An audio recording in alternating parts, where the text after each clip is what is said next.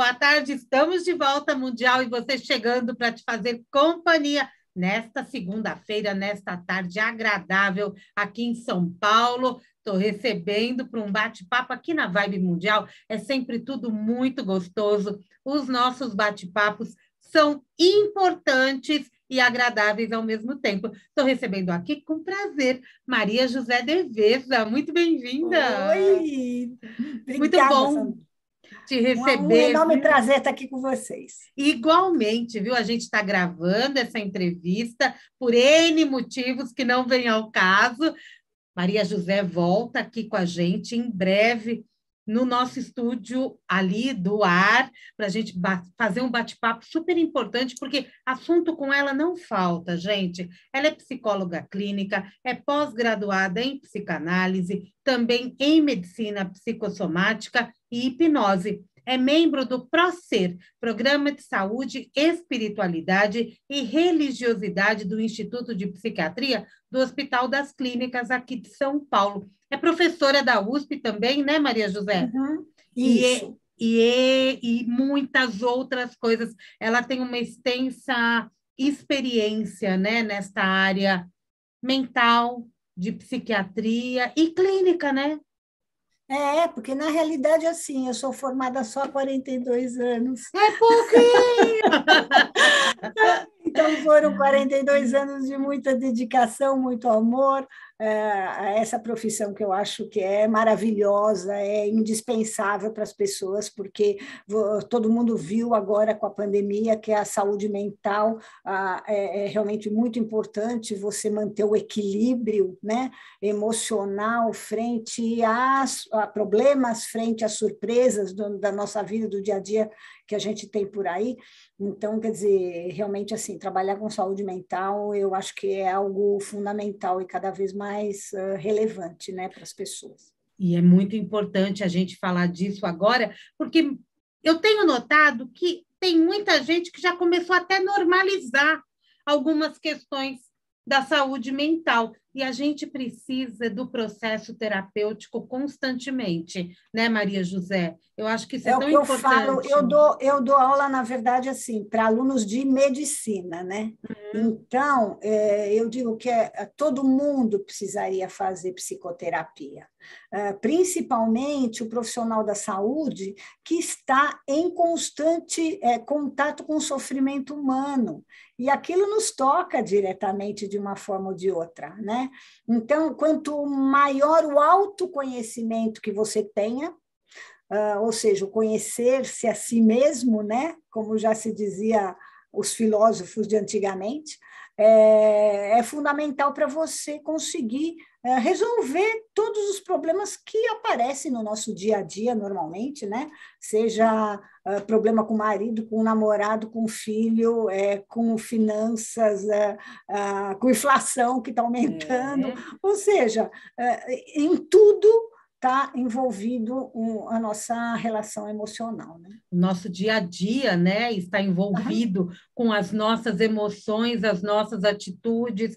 Eu acho que isso é importante, até para a gente falar do que a gente vai falar hoje. Entre outras coisas, vamos falar de doenças psicossomáticas. O nosso ouvinte, ele ouve muito a respeito de esta é uma questão psicossomática. E eu quero saber de você, que é uma acadêmica, que estuda há tanto tempo a medicina psicossomática, eu quero entender como que são formadas as doenças psicossomáticas. E eu até te pergunto, elas são doenças da alma? Então, vamos entender uma coisa, que é muito importante. Em 1978, a Organização Mundial da Saúde ela mudou um pouco o conceito de doença. Ela passou a propor que a saúde seria um bem-estar para as pessoas, do ponto de vista físico, psicológico e social. 10 anos depois, em 1988, a própria Organização da Mundial da Saúde incluiu uma outra dimensão, que é a dimensão espiritual também. Então, hoje em dia, o conceito de saúde é um conceito muito mais amplo, do ponto de vista em que a pessoa deveria estar bem fisicamente, emocionalmente, socialmente e espiritualmente. O que isso significa? Por exemplo, muita gente agora com o isolamento na pandemia, a gente aprendeu muito com esta pandemia, na verdade, né? Porque, embora não tenha sido a primeira pandemia da humanidade, mas foi a primeira digital e a primeira em tempo real. Então, a gente tinha informações, né, do outro lado do mundo, em tempo real, e aqui, né, das coisas que estavam acontecendo também. E a gente percebeu que assim muitas pessoas sofriam porque não podiam frequentar os seus templos religiosos. Tanto que muitas denominações religiosas, os católicos, evangélicos, né, começaram a transmitir pela televisão. Então, isso trouxe um certo assim bem-estar, um certo conforto para aquelas pessoas que estavam isoladas e não conseguiam ir. E aí você me pergunta, bom, a psicossomática é uma doença da alma? Na verdade, quando a psicossomática começou, o conceito dela, né, que foi no final de 1800, mais ou menos, começou a se investigar, bom, algumas doenças que você não encontrava um correspondente físico para elas, e uma das primeiras que eles começaram a estudar foi a insônia. Então, por que essa pessoa não dorme se ela não teria nenhum problema físico para não dormir? Tá? Então, falando assim em linguagem popular para todo mundo entender. Uhum. Então, nesse sentido, começou a se perceber, bom, alguma coisa tem. O próprio Freud, ele começou a escola de psicanálise, todo o pensamento, a construção da psicanálise, a partir do estudo de algumas pessoas que, por exemplo, quando entravam no estado hipnótico, que ele colocava a pessoa em hipnose, a pessoa andava ou tinha outros comportamentos. Quando a pessoa saía do estado de hipnose, que voltava para o estado de vigília, não conseguia andar de novo, tal. Isso fez com que o próprio Freud começasse a perceber, bom, alguma coisa existe por trás. Que aí ele começou a dizer, bom, então existe coisas que a pessoa não sabe de si mesma e faz com que ela tenha alguns problemas físicos. Então, por exemplo, aquelas pessoas que tinham uma paralisia, que ele chamou de paralisia histérica, né? Tinham as paralisias, quando ele fazia a pessoa entrar em hipnose, a pessoa andava. Quando ela voltava para a vigília acordada, ela não andava. Então, tem alguma coisa aí por trás, né? E nesse sentido, houve uma expansão um pouco desse tipo de pensamento e desse conceito, no sentido de que, bom, então tem algumas doenças que aparecem e não tem uma causa física propriamente dita, então essa causa seria uma causa emocional. Qual é a relação entre uma coisa e outra, né? Bom, isso a gente vem estudando ainda, né, esses anos todos, mas eu fiz uma formação no exterior em medicina psicossomática, onde a gente amplia um pouco mais esse conceito, no sentido de que, assim, para mim não é só uma doença que não tenha uma causa orgânica que é psicossomática. Eu considero que todas elas são, com ou sem causa. Por quê? Porque eu não posso separar o indivíduo. A pessoa, a Samira, é as emoções da Samira, junto com o corpo da Samira, junto com tudo que a Samira acredita, junto com a experiência de vida da Samira, junto até com alguns traumas que a Samira passou pela vida. Então, como é que eu vou dizer que se a Samira está, sei lá, com uma taquicardia, essa taquicardia é só por causa de um problema do coração? Ou é só por um problema afetivo? Como é que eu vou diferenciar? Então, o que eu tento é tratar a pessoa no seu todo. E, falando dessas questões de coração, tem uma querida amiga minha, chamada Suzana Vezum, que ela fez a tese de mestrado dela em cima do tema do perdão, já que você falou se a doença tem vínculo como se fosse uma doença da alma. Uhum. E hoje, a própria Sociedade Brasileira de Cardiologia recomenda aos cardiologistas trabalharem com esse tema com seus pacientes, porque eles descobriram, a partir desse estudo dela, de que aquelas pessoas que têm uma maior facilidade para perdoar têm menos incidência de ter infarto do miocárdio. Que fantástico! Olha só, tá? Ou seja, corpo, mente, espírito, alma, emoções, é tudo uma coisa só. Então, a gente é que separa para a gente explicar, olha, o ser humano tem uma cabeça, 4 membros, né? Uma boca, ou seja, isso é o seu corpo. Agora, isso é a sua alma, isso são as suas emoções. Mas em si mesmo, quando a gente fica doente do nosso corpo, a gente também está doente da nossa alma, das nossas emoções e vice-versa. A gente tem que parar de compartimentar o ser humano, né? Aqui o nosso problema é a questão da causa e efeito. Bom, isto causou aquilo. Então, nessa visão que eu tenho e trato os pacientes, eu não procuro a causa e o efeito, eu procuro o significado. Por que esta pessoa desenvolveu esta doença nesse momento da sua vida? Que tem uma causa. Qual o significado que esta doença tem para ela? Tá? Tanto que eu recebo pacientes de médicos com doenças assim confirmadas, vamos dizer, né? Uma das minhas pacientes, por exemplo, tem um problema neurológico e veio por um neurologista para mim, e eu justamente trato aquele problema, aquela doença, do ponto de vista das emoções que fazem com que ela alimente aquilo, ou que significado que tem aquilo para ela. Então, quer dizer, classicamente, a psicossomática era, taquicardia era psicossomática, úlcera gástrica era psicossomática, cefaleia era psicossomática, ou seja, problemas emocionais causando um problema orgânico. Hoje em dia, a gente está tentando mudar um pouco esse conceito, no sentido de que não é uma coisa que causa a outra, mas o ser humano, na sua totalidade, a gente tem que levar uma compreensão do que aquela doença significa.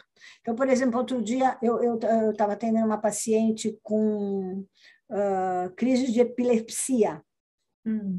E aí, lamentavelmente, ela não quis mais continuar a terapia, porque aí a gente entra também naquela questão do limite, né? Até onde o paciente quer saber ou quer se curar, né?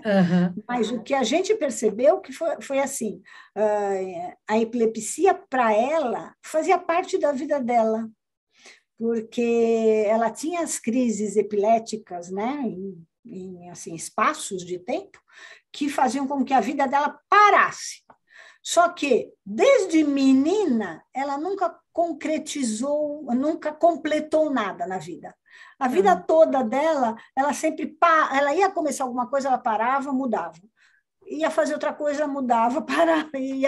Ou seja, a epilepsia como eu conversei com o neurologista dela, né, que foi quem me indicou, eu falei, olha, a questão dela ela é a epilepsia é ela. Tá, é o que ela conhece, é o mundo que ela vive. Tudo que ela reproduz como doença é o que ela reproduz na vida. É exatamente, é muito parecido. Ela então, não conseguiria dar um passo a mais, né?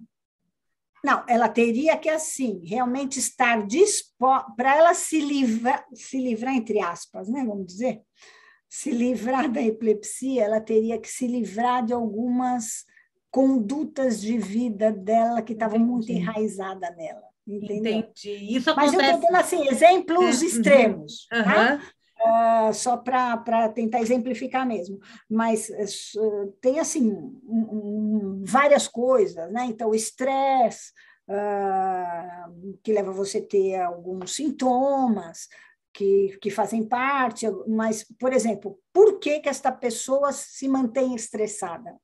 Tem alguma outra forma dela viver que não seja estressada? Aí entra também todo um processo que aí é terapêutico que vai levar essa pessoa também para um autoconhecimento. Ah, sem dúvida, isso sempre, né? Porque quanto mais a pessoa se conhece, melhor ela lida com as coisas da sua vida e menos ela termina somatizando, né? Ou seja, colocando no corpo coisas que ela teria que resolver de uma outra forma. É verdade. Então, quer dizer, basicamente, a psicossomática é isso: é você colocar no seu corpo coisas que você deveria estar resolvendo de uma outra maneira na sua vida. Que maravilha. Tem outros assuntos que eu quero aproveitar a tua presença aqui e eu quero falar, e eu acho que a gente consegue ir costurando exatamente com o nosso tema central. Você vai participar do workshop de autocuidado no dia 25 de junho, que é o workshop de saúde mental, práticas integradas no autocuidado, que é também no Instituto de Psiquiatria. Isso. Dia 25, né? Dia 25 de junho. Isso. Você vai falar exatamente do quê? Você vai falar dos fenômenos anímicos e mediúnicos? Não, eu vou falar do entrelaçamento entre a espiritualidade e as questões de autocuidado. Então, justamente, eu vou falar um pouquinho como que a religiosidade, a espiritualidade, ela propõe uma qualidade de vida melhor para as pessoas, né? Isso, como eu te disse, a gente viu bastante claramente, né, na pandemia, tanto que, por exemplo, essas questões, como eu já citei, né, do perdão, então, da gratidão, hoje em dia existe terapia do perdão, existe terapia da gratidão, e perdão e gratidão são duas coisas que fazem parte intrinsecamente de todas as religiões, né? Sim. Então, hoje está se descobrindo cientificamente que estas questões trazem saúde e bem-estar para as pessoas, tá? Então, por exemplo, o yoga, que a Marina Sena vai falar também nesse dia sobre isso, ela é a base da religião hinduísta. Então, quer dizer, o yoga começou como uma prática religiosa e depois ele veio para o Ocidente mais como exercícios. Mas, na realidade, ele traz um equilíbrio mental, ele traz, assim, você está focado numa respiração, na meditação, que isso diminui muito os teus níveis de estresse, ou seja, inclusive, a prática da meditação, de uma forma contínua, que também era uma prática que se iniciou com uma questão religiosa, e o Ocidente trouxe para a gente mais como uma prática diária, digamos, sem estar com esse vínculo direto com a religião, mas ele amplia os teus níveis de consciência, amplia o teu nível de autoconhecimento. Então, quer dizer, nesse workshop que vai haver, eu vou falar um pouco sobre isso, vou falar sobre os chakras, né? Porque a gente tem aí alguns núcleos energéticos, né, no nosso corpo, e como fazer uma limpeza desses chakras, porque a energia, a gente, como eu sempre digo, todo mundo tem energia, porque senão você punha o dedo na tomada e não levava choque, né? Que energia é essa? Então, quer dizer, é uma energia que vem, né, do cosmos, que vem através dos alimentos que você come, que vem através do sol que você toma, que vem através de várias coisas, inclusive assim, a troca de energia com pessoas, né? Tanto que a gente diz, essa pessoa, ela nunca me fez nada, mas não bate comigo. Quer dizer, tem uma questão energética ali que a gente não consegue identificar exatamente, mas que ela existe, né? Então, e no nosso corpo, desde a antiguidade, né? Isto começou na Índia também, e depois teve sua continuidade nos pontos de acupuntura da medicina chinesa. A gente tem, assim, locais de concentração energética. Então, a gente tem que deixar fluir esta energia no nosso organismo, justamente para manter esse bem-estar, esse equilíbrio, essa saúde física e mental, né?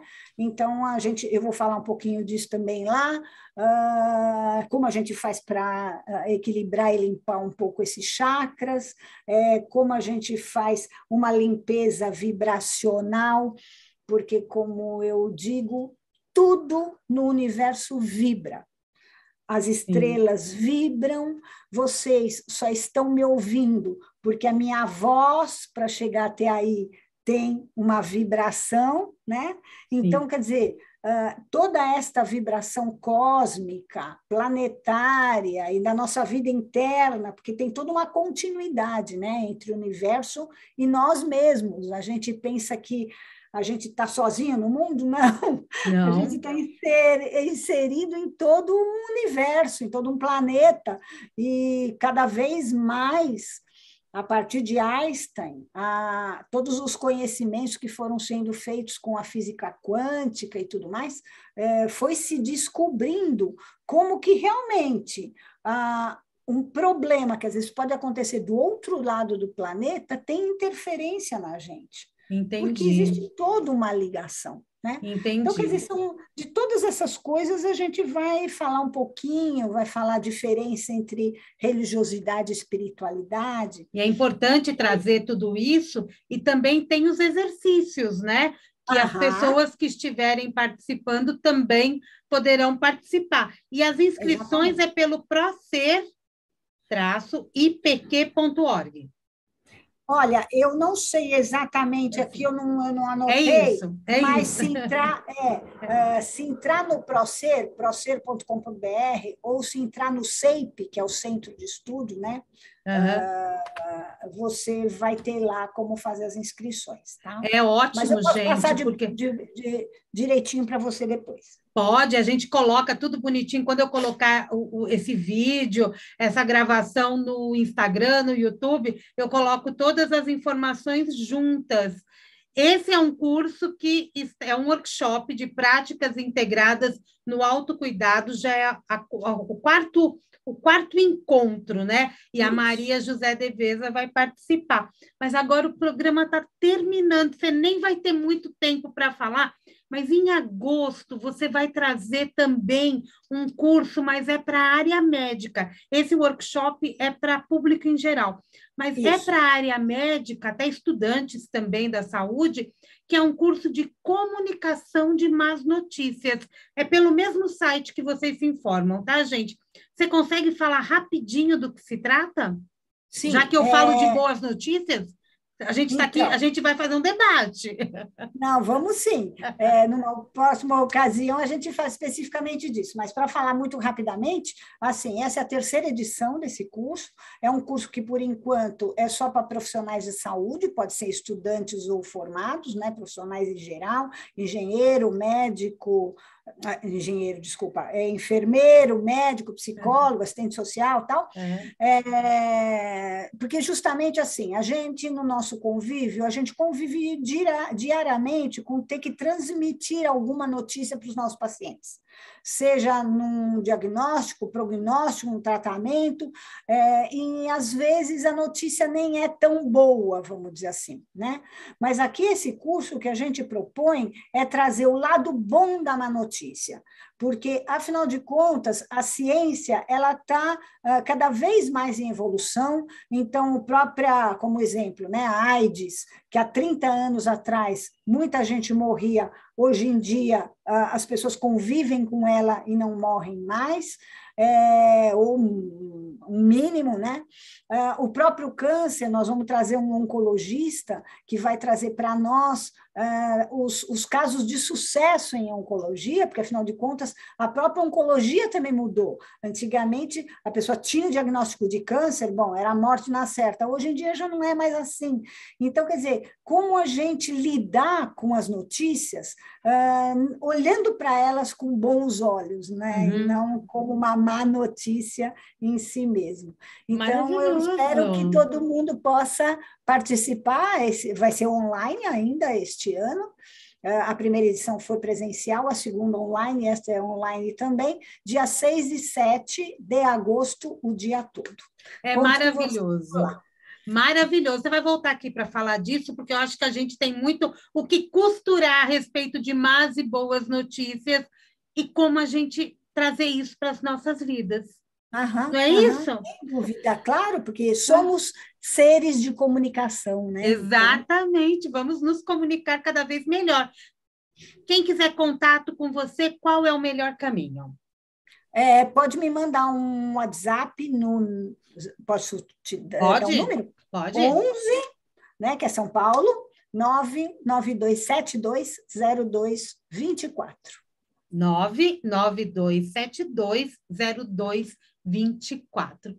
Obrigada, Maria José. Obrigada a você, Samir, adorei. Que delícia de bate-papo. Espero você aqui para a gente bater um papo muito maior, viu?